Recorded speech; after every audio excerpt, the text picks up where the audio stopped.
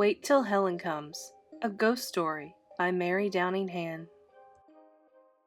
Chapter 3. That evening, after Dave's friends left, we had our first dinner in the church. Mom and Dave did most of the talking. They didn't make much of an effort to involve us in the plans they were making for their art projects. While they chattered about craft fairs and galleries, Heather picked at her food as if she expected to find crushed glass or rat poison hidden in it. And Michael described the huge centipede he caught in his bedroom, ignoring my pleas for him to talk about something less disgusting. How can a person enjoy eating spaghetti when her brother is babbling about a hideous million-legged creature over 4 inches long? As we were finishing our dessert, Mom suggested going for a walk before it got dark. Naturally, Michael suggested a tour of the graveyard, and everyone but me agreed. As they got ready to leave, I considered staying home and washing the dishes, but then I decided it might be worse to be all alone in the house. Reluctantly, I followed them out the back door and down the brick path to the graveyard. The sun was hovering over the mountaintops, and a tall oak tree at one end of the graveyard sent a long shadow over the grass toward us. As we entered the gate, a flock of crows rose from the oak and flew away, cawing loudly, as if we were trespassers. When I took Mom's hand, Heather smiled mockingly at me from her perch on Dave's shoulders. "Molly's scared of the graveyard," she whispered in his ear. "But I'm not." To prove how brave she was, she slipped down and ran ahead of us. Scrambling up on a tombstone, she spread her arms. "Look at me, Daddy," she called. "I'm an angel." "Hey, get down from there," Dave grabbed her. "These are too old for you to climb on, honey. They could topple right over." "I was just playing." Heather tugged at his beard, trying to braid it around her fingers. "At least I'm not a scaredy cat." While Dave was occupied with Heather, Mom turned to me and put her arm around my shoulders. "See how peaceful it is, Molly? There's nothing frightening about an old graveyard." She hugged me close. I didn't say anything, nor did I try to pull away. Instead, I snuggled closer, feeling safe as long as I could feel her warm body next to mine. "What's the matter, Molly?" Dave smiled at me over Heather's dark head. "Do you expect to see a ghost?" Embarrassed, I forced myself to laugh. "Of course not. I'm just cold, that's all." And it was true. The sun had slipped down behind the mountains, taking the warmth of the day with it. A little breeze brought the chill of night with it, as it tossed the heads of the Queen Anne's lace blooming all around us. "Look!" Michael called to us from the other side of the graveyard. "A whole family named Barry is buried here." He waved his arms at a cluster of tombstones guarded by a solemn marble angel. "This must be the berry patch." Everyone laughed at his joke but me.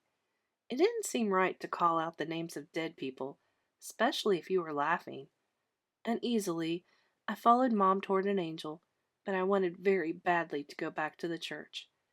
"Listen to this," Michael said. "Ada Barry, beloved wife of Edward Barry, April 3rd, 1811 to November 28th, 1899. Not dead, only resting from life's weary toil. And here's her daughter, see? Susanna Barry, June 10th, 1832 to December 30th, 1835. A little lamb in the hands of the Lord.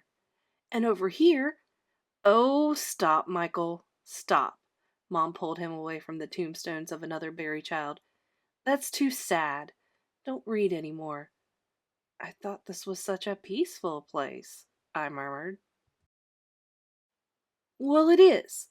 Mom's voice wavered, though, and she looked past me at the sky where the first stars were beginning to glow. "But don't you want to know how they died?" Michael asked. "Little kids like these probably died from smallpox or diphtheria or even measles. And this one right here, Adam Barry, died in 1863, and he was 21. He was probably killed in the Civil War. A Yankee soldier. Think of that." "It's getting dark," I said, pointing out the obvious. "Why don't we go back to the church?" "Yes," Mom agreed. "The mosquitoes have found me." "Where has Heather run off to?" Dave scanned the graveyard, growing so dark now that everything was gray and indistinct. "There she is!" Michael pointed to the far end of the graveyard where the oak tree stood. In the shadows, we could barely see Heather poking around in the weeds. "Come on, Heather," Dave called. "You've got all day tomorrow to explore this place. None of these folks is going anywhere." He and Mom chuckled, and he put his arm around her waist and whispered something in her ear that made her giggle. Glancing at Heather, I saw her stop and stare at Dave and Mom. Even in the darkness, I could see the look of hatred that flashed across her pale face at the sight of him embracing Mom. Then, realizing that I was looking at her, she made her face blank and walked slowly toward us, trailing her fingers across the tombstones and humming softly. By the time we reached the church, the trees were dark masses against the sky, flickering with fireflies, and above us, the sky was studded with stars and a crescent moon barely clearing the oak tree. "Look at that!" Mom paused on the back steps, her head tilted back. "I'd forgotten how many stars you can see when you get away from the city." "There's the Milky Way, and the Big Dipper," Michael said. "And the Little Dipper, too." "And the North Star." Dave pointed at something that only he could see. "If you're interested, Michael, I've got some astronomy books we can look at." While Mom and I washed the dinner dishes, Dave got out a book and sat down at the kitchen table to explain one of the star charts to Michael. Finding herself with nothing to do, Heather climbed into Dave's lap and did all she could to make it impossible for him to talk to Michael.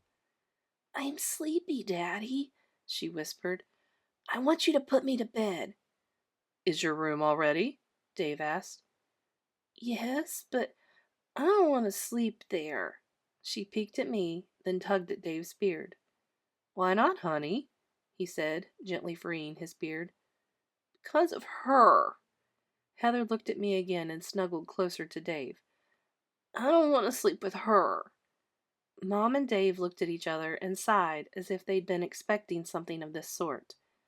"Molly's your sister now, Heather," Dave said patiently.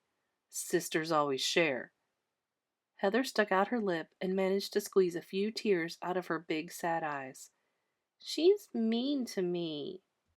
"Oh, Heather," Mom said softly. "Molly's not mean to you." When Mom tried to touch Heather's shoulder, she jerked away as if Mom had intended to hurt her. "You leave me alone!" Heather cried. "You're mean too, and I hate you both. Him too." She glared at Michael, then turned to Dave. "I don't want to live here with them. I want my own mother back." There was a little silence in the kitchen which made all the night noises, the crickets and the frogs, the wind and the leaves, seem louder. "Now, now, honey." Dave stood up with Heather in his arms. "Daddy will tuck you in and tell you a little princess story. Wouldn't you like that?" Heather buried her face in his neck, but as he carried her out the door, she looked at me and stuck out her tongue. "Just ignore her, Molly," Mom said softly. "It's been a long day, and we're all tired." "You always make excuses for her, no matter what she says or does." I flopped down in a chair beside Michael. "She's spoiled rotten." "Oh, Molly, can't you be more understanding?" Mom looked at me sadly. "She's such an unhappy little girl." "That doesn't give her the right to make us miserable, too. The only thing that would make her happy is for you and Dave to split up. Can't you see that's what she wants?" Molly shook her head. "That's a terrible thing to say, Molly. I'm ashamed of you." "Molly's right," Michael said. "Heather hates us. She's never going to be happy living here." "If we give her enough love, she'll change," Mom said. "I know she will." Michael and I looked at each other and shook our heads. Why couldn't Mom face facts? "You two could try a little harder," Mom added in a crosser voice. "You're never really giving her a chance. Always running away from her, teasing her, making her cry." "Mom, that's not fair." I jumped to my feet, ready to run to my room. "I've tried and tried and tried, but she twists everything I do all around and lies, and then you believe her, not me." Mom turned her back and leaned on the sink. "Just try harder, Molly. Please?" She kept her face hidden as she spoke, and I realized that she was crying. Running to her side, I put my arms around her and hugged her tightly, pressing my face into the little hollow beneath her collarbone. "Okay, Mom," I whispered, trying hard not to cry myself. "I'll try some more." Mom hugged me fiercely. "I'm sorry, Molly. I know you've tried. I'm just so discouraged. I thought by now Heather would be happier with us, but sometimes I'm afraid you and Michael are right. She doesn't want my love." She wiped her tears away with the back of her hand and sighed. "I don't know what to do. I love Dave so much, and you all too. But Heather, I just don't know." She made herself a cup of peppermint tea and carried it out on the back porch. Knowing she wanted to be alone, I sat down beside Michael. While he studied the star chart, I thought about Mom. I hated to see her so unhappy, but I had no idea what I could do to help her feel better. Heather sat in the middle of everything, making all of us miserable, and as far as I could see, enjoying every minute of it.